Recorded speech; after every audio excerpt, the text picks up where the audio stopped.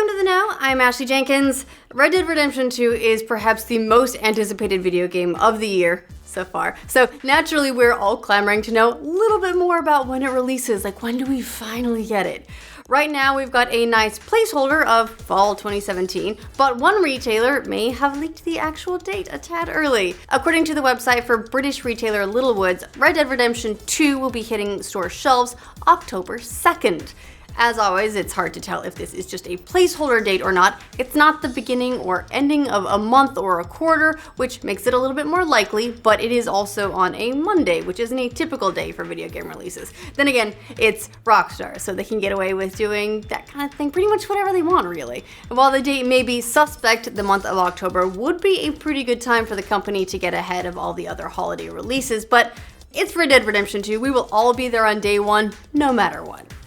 One of the big criticisms of Nintendo's surprise holiday hit NES Classic was the inability to upload or add any more games to the library. I mean, assuming you could actually find one, because, I mean, come on, 30 games, hardly enough to fill out an entire NES experience. Well, hackers have come to the rescue once again with a soft mod solution that allows you to add more games to the system without having to take the whole thing apart. You can now find some extensive steps on the NES Classic Mods subreddit if you want to bring more of your ROM library to your TV screen, but beware, there are a few of those. This may brick your NES Classic steps in there, and since you probably can't find a replacement anywhere, it's risky. Still, it is a nice way to enhance the experience if you're a lover of NES's library and you don't mind living dangerously. On one condition, of course, and that is, you do own those ROMs you're installing, right? Right? PornHub has released its yearly roundup of where gamers love getting their porn fixes. It's all really handy information. According to PornHub Insight's massive data dump, PS4 leads the pack in porn delivery by a very wide margin, with over 53% of all game console traffic coming from Sony's system alone. Xbox holds 34%, with the Nintendo Wii holding a shockingly large, actually, 7% piece of the porn pie. The biggest loser of porn traffic, though, was PS Vita, down 38% to just 1% of all game console traffic. It's okay, Vita. Everyone deals with shrinkage at some point. We get it. In terms of other video game related stats, it seems that Overwatch is the 11th most searched for term on all of PornHub, which is really impressive. It's right there in between Japanese and anal. So that's another accolade they can stick on the Game of the Year edition, and another opportunity for us to use the word anal in a news report about video games. So really, everyone wins here. Mostly Overwatch, though. With Nintendo Switch's event and price reveal coming later this week, everyone is trying to get a read on what the system's ultimate price point is going to be.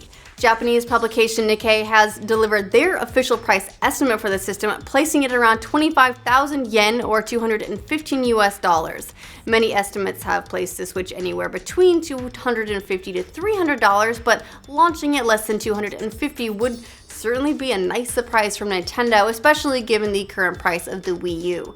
Nikkei has been right on the money a number of times in Nintendo's past thanks to inside connections. They were just a hair off for both the Nintendo DSi and the Wii U's price. However, this is just an estimation on their part, not an official report based on insider knowledge. So best keep that excitement in check till we hear it straight from Mario's mouth, and that's only a couple days away, so it's not long. In other Switch news, it looks like Switch availability may be limited at some major retailers for its March release. According to a new video from Go Nintendo, one of their sources is telling them that GameStop in particular is not going to be getting many Switch units at launch. So once again, looks like we'll all be scrambling for another Nintendo console at launch. It's practically tradition at this point, right? This report does come from one source, however, so keep those grains of salt handy. Still, it might be useful information to have once the pre-order bonanza starts later this week.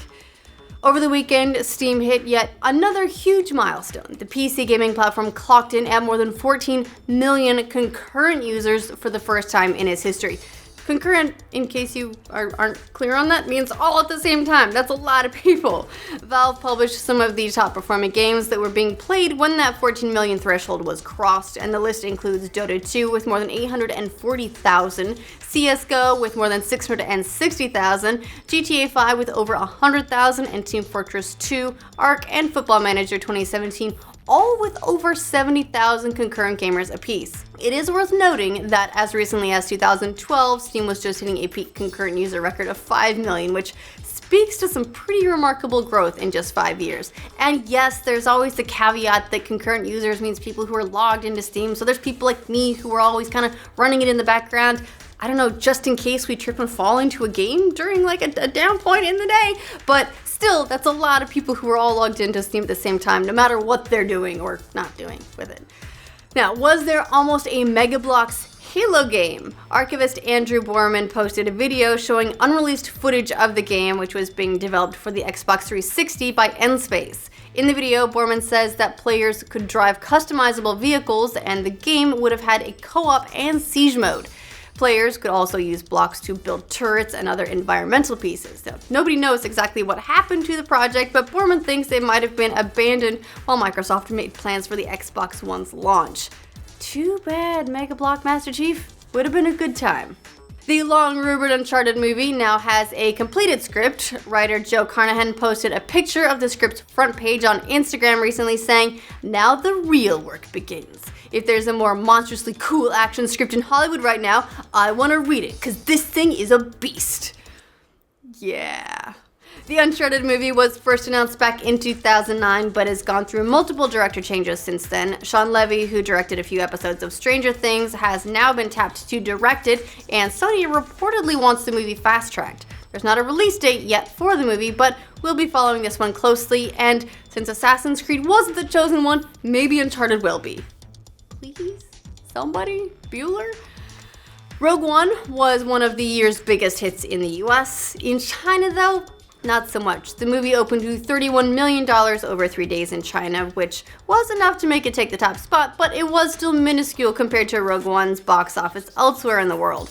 This wasn't completely unexpected. Some major cities in China, like Beijing, have seen abnormally high smog levels, and authorities were warning school children to just stay home. Plus, the Star Wars series isn't as familiar to the Chinese audience as it is here in the United States. Still, has to be a big disappointment to Disney, which really wanted the franchise to be a huge hit in the world's second biggest movie market.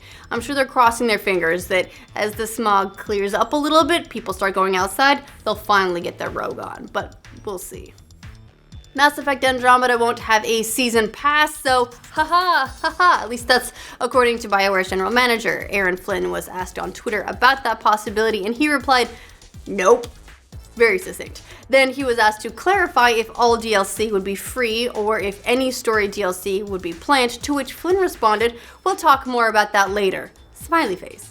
In other Mass Effect news, a producer confirmed that EA Access and Origin Access members on Xbox One and PC will be able to play the game before its launch. Andromeda will be released on PC, Xbox One, and PS4 on March 21st in North America and March 23rd in Europe. And honestly, that alone kind of makes me want to sign up. What can I say? I'm a sucker. Razer made a splash at CES last week after the hardware maker unveiled 2 new prototypes, a triple-screen laptop and a projector that broadcasts real-time video of video games onto an adjacent wall. That projector even won 2 Best of CES awards, but things kind of ended on a down note for the company. Apparently, 2 of its concept products were stolen from its booth on the last day of the show. Razer didn't clarify which products were taken, but the laptop and projector were the main focal points of the company's CES presence this year. The company's CEO posted news about the thefts on his Facebook page saying, "We treat theft and larceny, and if relevant to this case, industrial espionage, very seriously. It is cheating, and cheating doesn't sit well with us." Not cool, bad guys. Give back the 3-screen laptop. Let's be honest, it's probably too heavy to haul around in any case. I mean, if you want to brain someone though, you got a good weapon there. Alright, so that's all the news we have for today. Welcome back from the weekend, everyone. Let us know what you think of these stories in the comments below, and for more news from every corner of the internet, make sure you like this video and subscribe to The Know. Well guys, for Monday we're got a nice early start, right? We treat theft and larceny. We treat